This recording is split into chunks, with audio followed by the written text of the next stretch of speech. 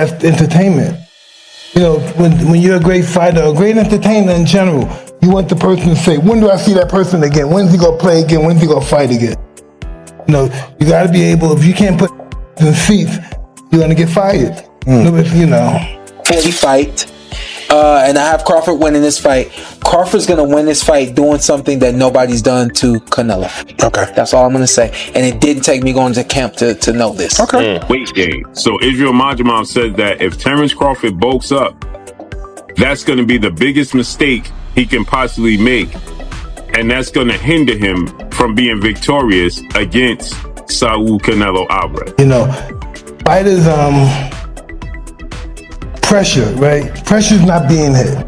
You know, everybody think pressure's like, get on, stand on. Pressure's the thought of being hit. And that's how they fall. The thought is, I'm not hitting that hard, but they think I am. Right. So it's all psychological. Are you, when you're walking to the ring, are you noticing anything, or are you so locked in? I see everything moving. Every person, every girl. I see everything. Dude, your walk-ins would last longer than the fights sometimes. Do anyone have a napkin on my towels? Because I'm sweating like a pit in one hole up here. You're sweating. We will get you one. You're sweating. Thank you. Yeah. You're sweating like Charles Barkley at a spelling bee. Yeah, I'm going to be sweating pretty hard there, too. Exactly. So, Mike, we all know you hit hard. Who was the first person that when they hit you was like, oh, okay, this guy hits pretty hard? Mike Tyson spoke about his time training with Terence Crawford and stressed how important it is to stay calm before a big fight with Canelo. He said every fighter feels heavy pressure in moments like this, but the toughest part isn't physical, it's mental. Tyson believes that if Crawford can keep his mind steady and not let the moment get to him, he'll be able to fight at his highest level and make winning look much easier.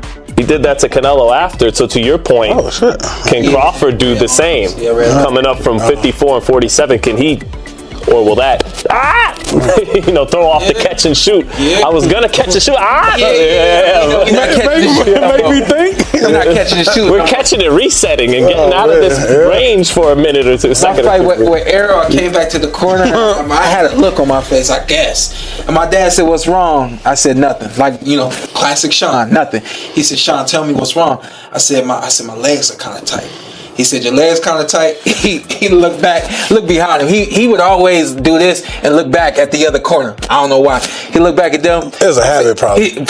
He said, all right, we're not gonna use our legs so much this round. And I was thinking to myself, like, I need these legs. I'm not trying to wear these shots. Yeah. So to your point, when there's a feeling, when the nervous system goes out, where does that adjustment take place? Do you trust the adjustment? Do you implement it? So that next round I did settle down a little more. I was lost around. Whatever. Hello. I ain't know where around is. Chill out. He was know where around is for this water on you. So we got some time until this fight. So we ain't gotta pour it all out at one time. We'll work our way up to this one. Try to get on big guests to lead up to the fight. Expect some more very, very big guests, and expect some very, very big things from the Puerto Rico podcast the week of Crawford versus Crawford versus Canelo versus Crawford takes place here. What is that? September 6th? 13th. I was just gonna say, I've been critical of the fight because I felt like it serves as a foreground to the Ali Act stuff. And Amir Khan, who once faced Canelo Alvarez himself, weighed in on the possibility of a Canelo versus Terence Crawford showdown. Khan called it a massive fight, noting that while Canelo's experience and track record are unmatched, Crawford has real power in his punches. With Crawford moving up in weight and adjusting to the division, Khan sees him as stronger than ever. He stressed that this won't be a one-sided fight. Both men bring world-class skills. To Khan, it's more than just another matchup. It's two elite fighters where either one could change the outcome with a single move.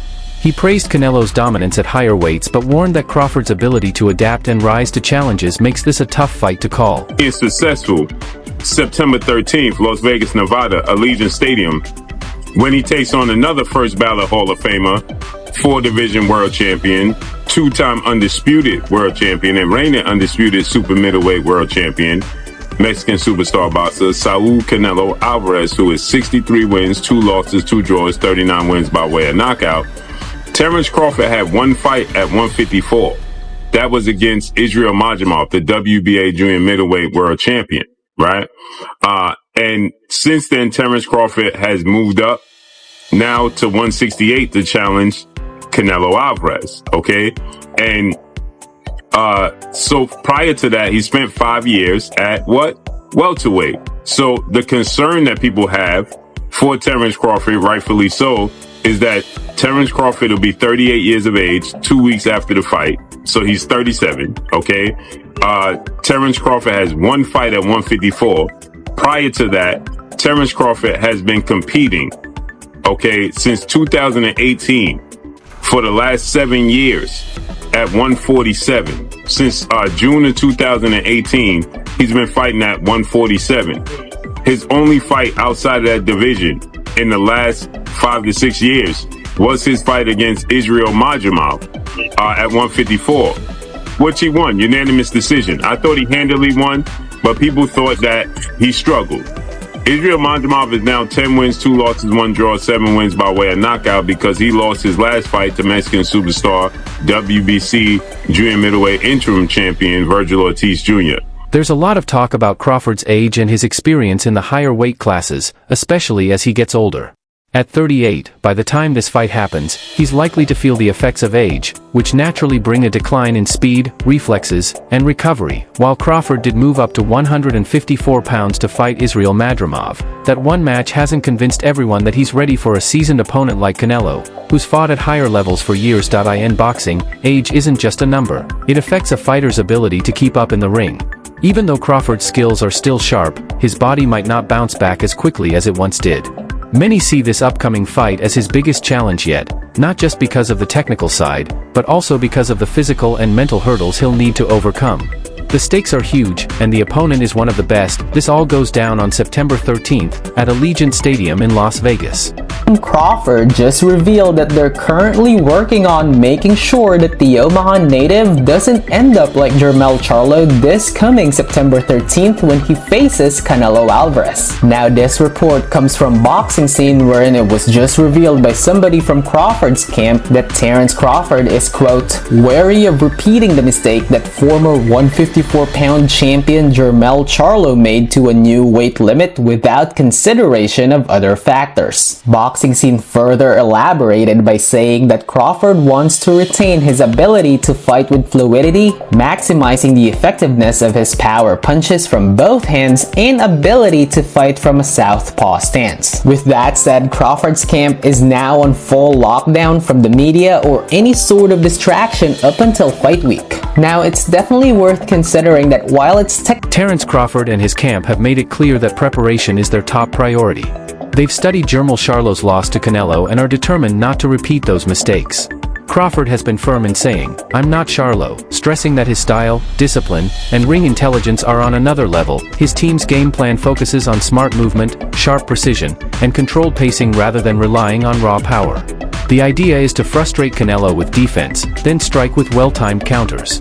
Training has been intense, with tough conditioning and sparring partners brought in to match Canelo's strength and pressure. Man is simply human. I mean, the more you age and the more weight you gain, of course you're going to be slower. Now, that doesn't mean that he won't be an elite fighter anymore. No, of course not. When you talk about special fighters like Terence Crawford and Canelo Alvarez, they can handle themselves against anyone on any given night in the worst circumstances possible. That is a fact, ladies and gentlemen. So let's get back into the discussion when it comes to Terence Crawford carrying the 168 division, when it comes to the 168 pound weight. So if you actually think about it, Terence Crawford, how is the man looking right now? I know, yes, I know that we have seen the new pictures of Bud Crawford with him looking absolutely massive, but I actually talked about this in one of my previous videos, ladies and gentlemen, which you can go back and check out. Terence Crawford, don't let these pictures fool you, ladies and gentlemen. Don't let these pictures fool you. Yes, of course Terence Crawford gained weight, but the pictures make it seem like Terence Crawford looks like a heavyweight. Let me tell you this, ladies and gentlemen, the lighting and the pump and the angle, everything plays a part in how you look in pictures. You know what I mean? Like, this is a fact, ladies and gentlemen. I can show you 2 pictures of me taken within 24 hours, and in one picture my physique looks completely different than the other picture. One picture I can take after having a unbelievable workout, with a nice sweat on, with a nice pump, with some nice lighting and a nice angle. I would look completely different than when I look right now or getting out of bed, which I just did.